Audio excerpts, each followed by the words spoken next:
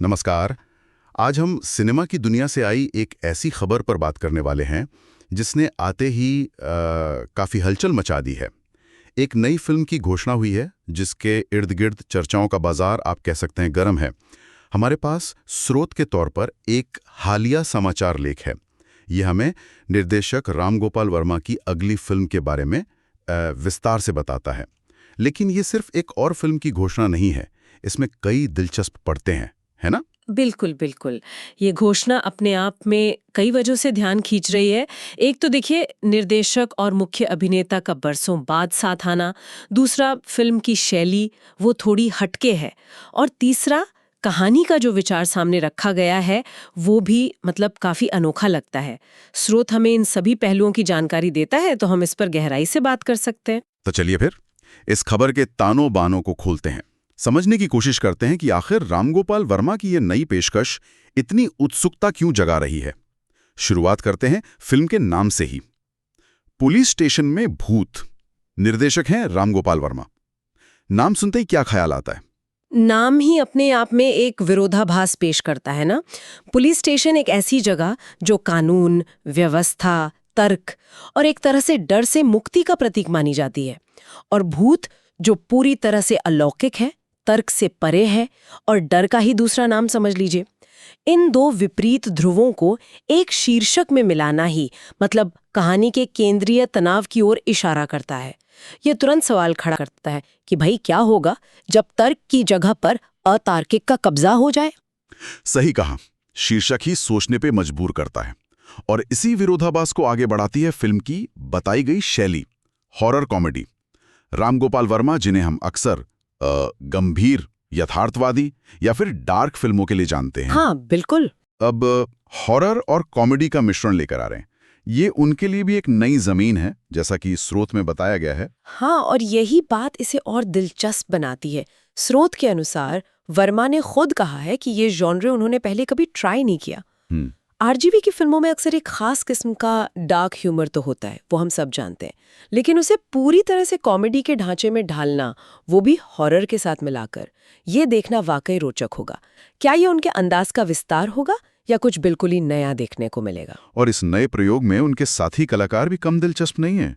मुख्य भूमिकाओं में है मनोज बाजपेयी और जीनेलिया देशमुख। ये कास्टिंग अपने आप में चर्चा का विषय है। एक तरफ मनोज बाजपेयी, जिनकी पहचान सत्या से लेकर हाल की फिल्मों तक गंभीर और इंटेंस अभिनय की रही है, और दूसरी तरफ जेनेलिया देशमुख, जिनकी स्क्रीन प्रेजेंस अक्सर जिंदा दिल, चुलबुली और मतलब पूरी एनर्जी से भरी होती है। इन दोनों को एक साथ एक हॉरर कॉमेडी फिल्म में देखना, ये कास्टिंग का एक मास्टर स्ट्रोक भी हो सकता है या फिर एक बड़ा जोखिम भी। स्रोत भी इस कास्टिंग को एक मुख्य आकर्षण के तौर पर ही पेश करता है। सवाल ये उठता है कि क्या इन दोनों की केमिस्ट्री इस अजीबोगरीब जॉनरे में काम करेगी?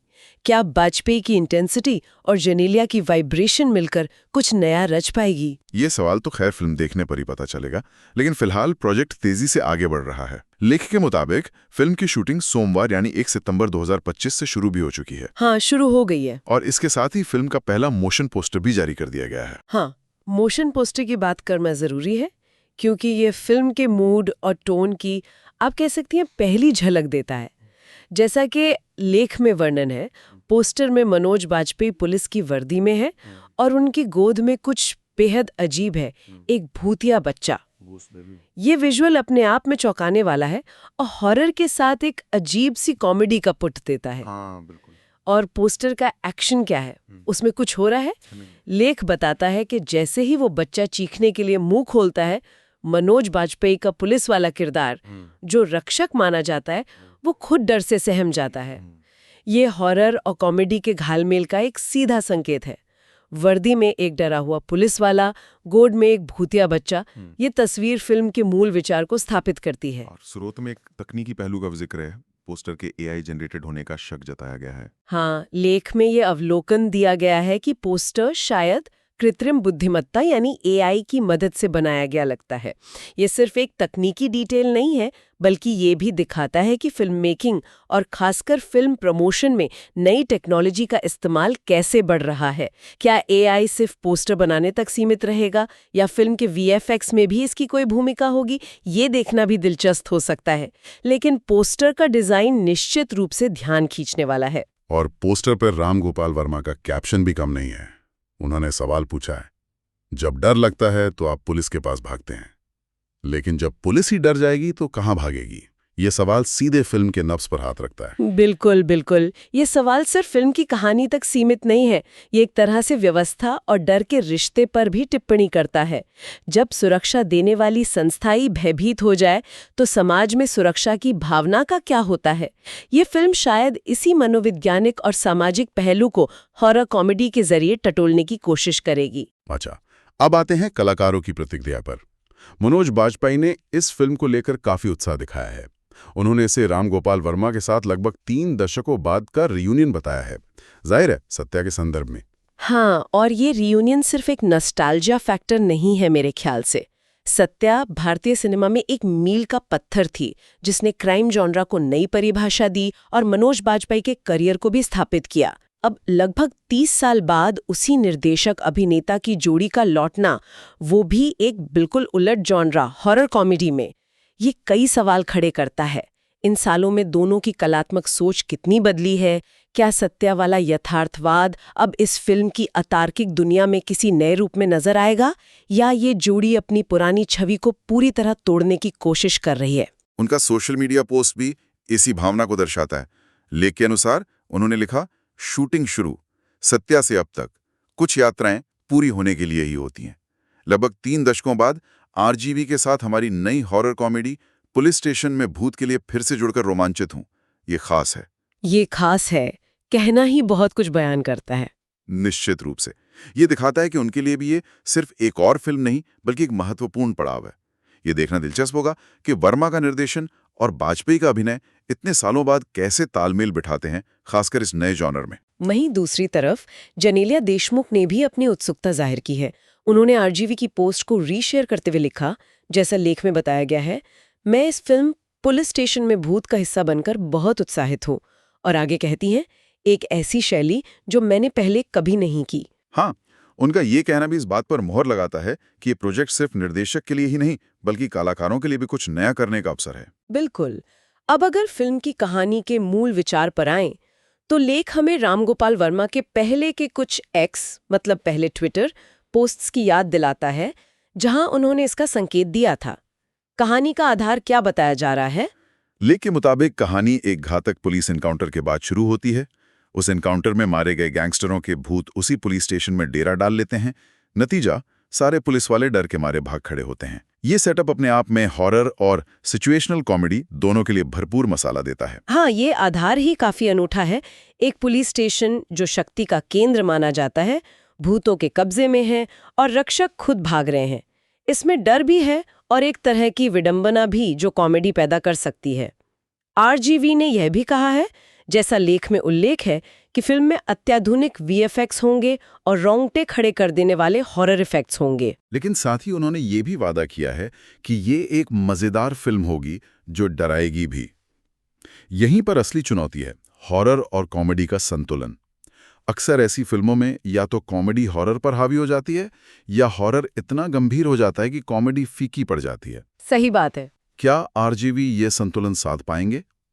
उनका ट्रैक रिकॉर्ड देखते हुए उम्मीद की जा सकती है कि वो इसे अपने सिग्नेचर स्टाइल में पेश करेंगे, शायद डार्क ह्यूमर का इस्तेमाल करते हुए। ये संतुलन साधना ही इस जॉनर की सबसे बड़ी कला है और यही फिल्म की सफलता तय करेगा। डराना और हंसाना, दो विपरीत भावनाओं को एक साथ जगाना आसान नहीं होता। ये देखना होगा कि फिल्म किस हद तक दोनों मोर्चों पर खरी उतरती है। और राम गोपाल वर्मा की रचनात्मक ऊर्जा सिर्फ इसी फिल्म तक सीमित नहीं है। लेख में उनकी एक और घोषणा का भी जिक्र है, सिंडिकेट नाम की फिल्म। हाँ, ये भी एक महत्वपूर्ण जानकारी है जो स्रोत हमें देता है। सिंडिकेट अपराध और आतंक के चक्रवाती स्वभाव, मतलब साइक्लिकल नेचर पर आधारित होगी।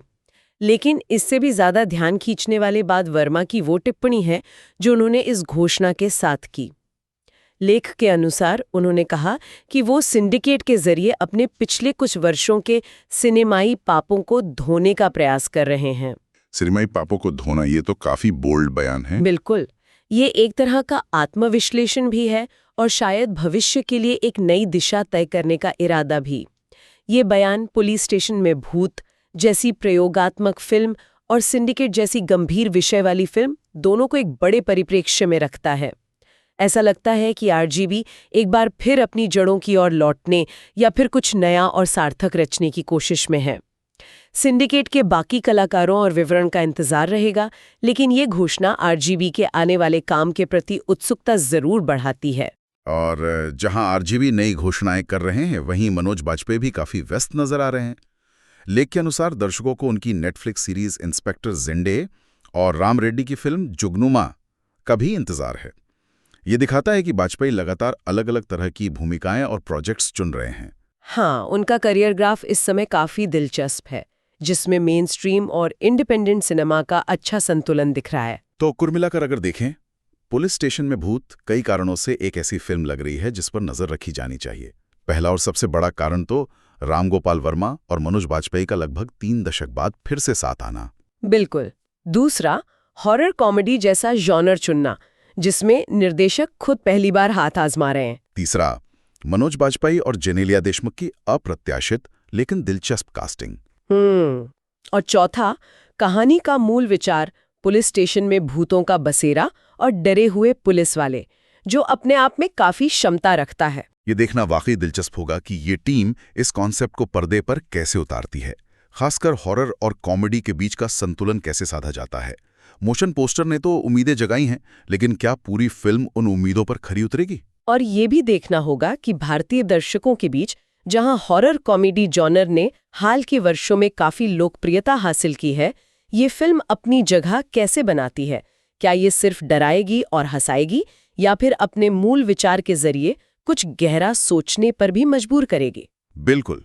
और इसी सोच के साथ हम अपने श्रोताओं के लिए एक सवाल छोड़ जाते हैं, जो इस फिल्म के केंद्रीय विचार से ही जुड़ा है। जब समाज की रक्षा करने वाले, शक्ति के प्रतीक माने जाने वाले लोग जैसे पुलिस खुद डर का महसूस करने लगें, तो हमारे लिए डर के मायने कैसे बदल जाते हैं?